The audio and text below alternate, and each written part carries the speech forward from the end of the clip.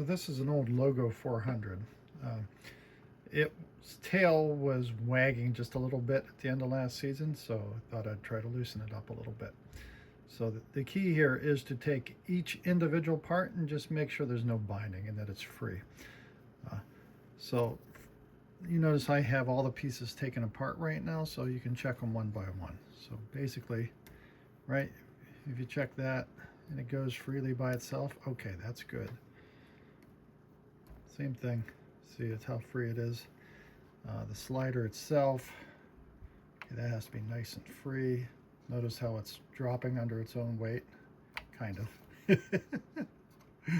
Yeah, there you go.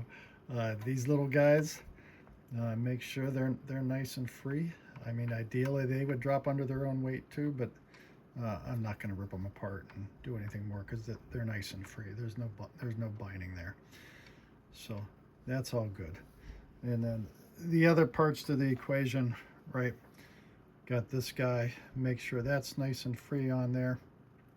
And if everything's free and no binding, you should be good to go. And you know, if you have a tail wag, then it's likely not mechanical. It's likely gain oriented.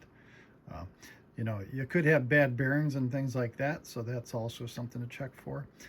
As far as what lube to use, I'm not even going to do a recommendation there. You know, whatever you think is right for you. Everybody has their own ideas.